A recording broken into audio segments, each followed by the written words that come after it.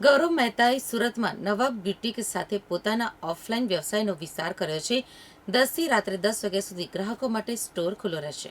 અમદાવાદ બાદ સુરતમાં આ કંપનીનો પ્રથમ અને ગુજરાતમાં બીજો સ્ટોર છે। ગૌરવ મહેતા માટે આ પગલું વેસ્ટર્ન ઇન્ડિયાના સમૃદ્ધ ગ્રાહકો સુધી પહોંચવા માટે મહત્વનું છે, જ્યાં જ્વેલરી અને લાઇફસ્ટાઇલની ખરીદીનું પ્રમાણ પહેલેથી જ ઊંચું છે અને હવે નિશ વોચ બ્રાન્ડ્સમાં રસ વધી રહ્યો છે।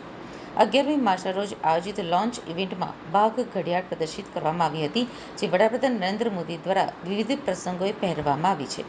તદુપરાંત ત્યાં ઉપસ્થિત લોકો માટે એક વોચ મેકિંગ સેશન પણ રાખવામાં આવ્યું હતું, જેથી તેઓ આ વિશિષ્ટ ઘડિયાળો બનાવવાની પ્રક્રિયાને નજીકથી સમજી શકે। સુરતમાં આ નવા સ્ટોરના પ્રારંભ સાથે મુંબઈ, દિલ્હી, બેંગલુરુ અને અમદાવાદ સહિતના શહેરોમાં કંપનીનું નેટવર્ક વધુ મજબૂત બન્યું છે। ગૌરવ મહેતાએ આ એક્સક્લુઝિવ બુટિક્સ દ્વારા ગ્રાહકો સાથે સીધો સંપર્ક સાધવા, પસંદગીનું કલેક્શન રજૂ કરવા અને તેમની દરેક શ્રેણી પાછળની વાર્તા લોકો સુધી પહોંચાડવા માંગે છે। ખાસ કરીને આ ઘડિયાળોની ડિઝાઇનમાં ભારતીય સિક્કાઓ, કલાત્મક પ્રતીકો અને ઐતિહાસિક સંદર્ભોની ઝલક જોવા મળે છે। સુરતનો અમારો આ નવો સ્ટોર એવા ગ્રાહકો સુધી પહોંચવાના અમારા સતત પ્રયત્નોને પ્રતિબિંબિત કરે છે, જેઓ ક્યુરેટેડ ક્રાફ્ટમેનશિપ અને બિસ્પોક ડિઝાઇનના ચાહક છે। અમે ભારતના પ્રીમિયમ રિટેલ સ્થળો ઉપર અમારી હાજરી વધારી રહ્યા છીએ, ત્યારે અમારો ઉદ્દેશ્ય એવા સ્થાનો બનાવવાનો છે જ્યાં લોકો અમારી ઘડિયાળોને માત્ર સમય જોવાની વસ્તુ તરીકે નહીં, પરંતુ સંસ્કૃતિ, ડિઝાઇન અને વ્યક્તિગત ઓળખના પ્રતીક તરીકે અનુભવી શકે, તેમ જયપુર વોચ કંપનીના ફાઉન્ડર અને સીઈઓ ગૌરવ મહેતાએ જણાવ્યું હતું। રિટેલના દૃષ્ટિકોણથી જોઈએ તો વીઆર મોલ બ્રાન્ડને ડેસ્ટિનેશન શોપર્સ, સ્થાનિક રહેવાસીઓ અને મલ્ટીપ્લેક્સ, કેફે તથા ફેશન સ્ટોર્સની મુલાકાત લેતા યુવા ગ્રાહકો સુધી પહોંચવાની તક પૂરી પાડે છે।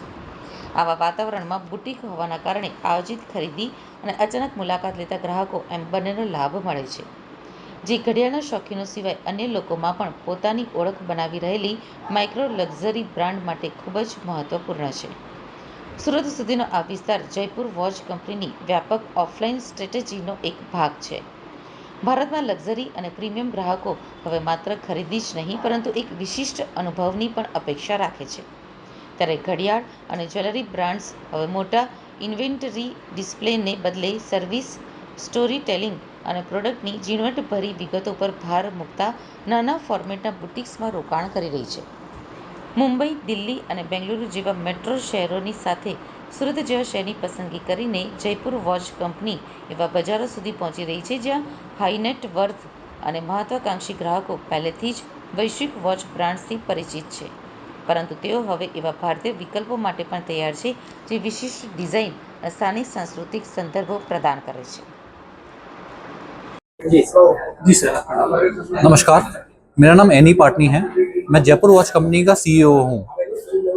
जयपुर वॉच कंपनी ने वीआर सूरत में हमारा स्टोर खोला है, जिसके लिए मैं यहाँ की जनता का बहुत आभारी हूँ कि हमें यहाँ का प्यार मिल रहा है, यहाँ के मॉल वालों का सपोर्ट मिल रहा है।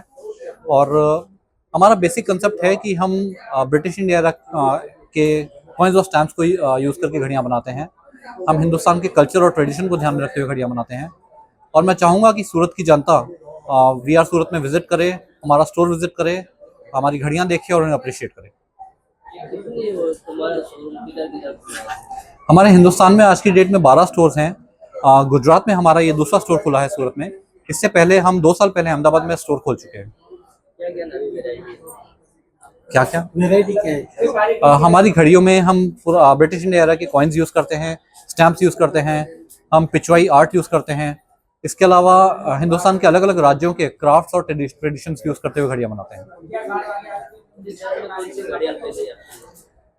रिसेंटली प्रधानमंत्री श्री मोदी जी ने हमारी बाघ वॉच पहनी है। उस बाघ वॉच में हिंदुस्तान का 1947 का एक 1 रुपी कॉइन लगा हुआ है। उसमें एक बाघ का लोगो लगा हुआ है, जो कि हमारे मेक इन इंडिया को काफ़ी रिजेंबल करता है। क्या कहना चाहते हो?